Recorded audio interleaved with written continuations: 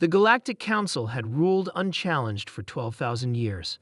Throughout their vast domain, hundreds of species existed under their strict governance, following their rigid laws and paying their burdensome tributes. None dared challenge the Council's authority until they encountered humans. Admiral Jones stared through the viewport of his command ship, the ESS Retribution, at the smoldering remains of what had once been the pride of the Dominion fleet. He allowed himself a small smile. 3 hours ago, the Dominion had arrived in Earth's solar system with over 50 warships, demanding humanity's immediate surrender. Now, twisted metal debris floated silently in the void. "Contact from Earth Command, sir," his communications officer reported. "Put them through," Jones said, straightening his uniform. General Williams appeared on screen, her expression grim but satisfied. "Good work, Admiral. The President wants a full debrief in 1 hour." "Yes, ma'am. Any word on the prisoner?" "Being transported to Luna Base now. Apparently, he's the Dominion's Grand Marshal." Jones nodded.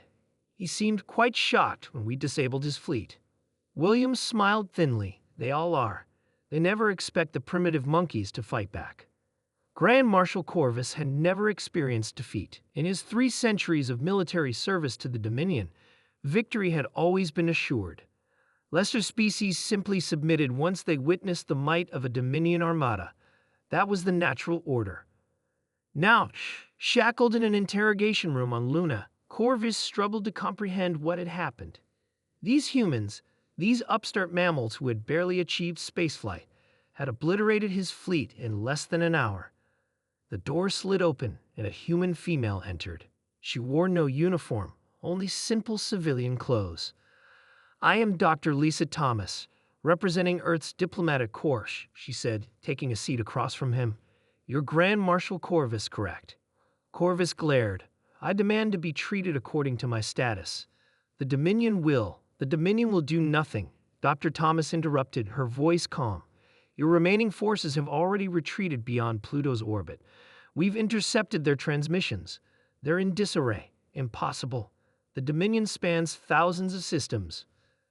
Dr. Thomas smiled. "Yes. And we've been studying all of them since you first contacted us 3 years ago." Corvus froze. 3 years, but we only discovered your world 6 months ago. No, your scout ships entered our system 3 years ago. We detected them, tracked them, and let them report back. We wanted to learn about you. But how?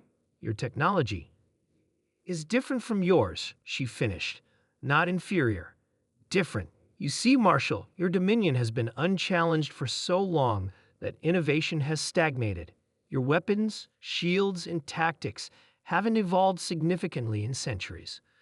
She slid a data pad across the table. On it played footage of Earth's defensive systems activating.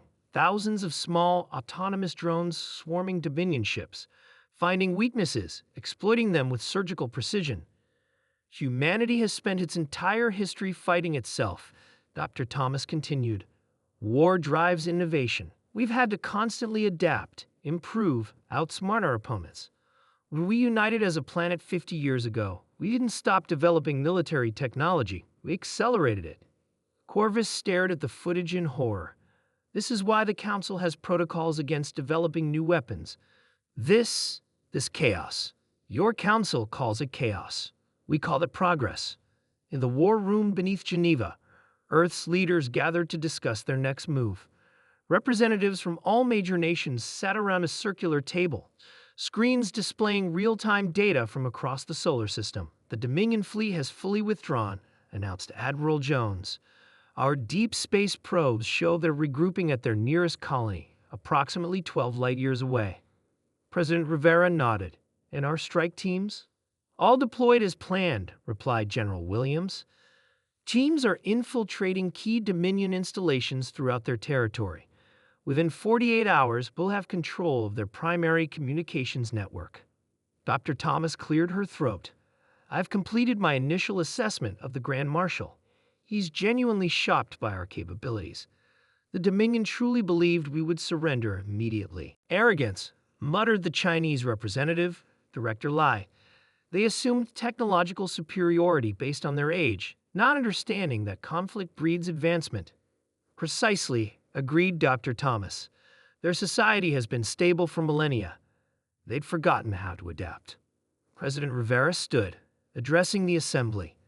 Then we must show them what adaptation truly means, not just for Earth's safety, but for all the species subjugated under their rule. 2 weeks later, the Dominion's capital world of Nelvar experienced something unprecedented in its history: an attack. Not from space, where their defenses were strongest, but from within. Somehow, humans had infiltrated their most secure facilities, broadcasting their message across all Dominion networks. The broadcast showed footage of Earth's fleet dismantling the Dominion Armada, followed by images of human representatives meeting with leaders of other subjugated species. Treaties were being signed, alliances formed, a coalition of the formerly oppressed was rising. In his palace, the Dominion Emperor watched in disbelief as his realm crumbled. Reports flooded in from across Dominion space. Rebellions on 20 worlds, communication outages on hundreds more, and unconfirmed rumors that humans had provided advanced weaponry to former vassal states. His chief advisor entered, trembling. "Your Majesty, we've received a direct transmission from Earth. They're demanding your unconditional surrender." The Emperor sank into his throne. How? How did one insignificant world bring us to this point? "They say they warned us, Your Majesty. When our envoys first demanded their submission and threatened destruction, their response was unusual." "I remember," the Emperor whispered. "They said only, 'Challenge us at your peril. Earth does not submit.'" Outside the palace windows, the sky filled with unfamiliar ships, not just human vessels, but ships from a dozen formerly subjugated worlds, now armed with Earth technology. The Dominion had ruled the stars for 12,000 years.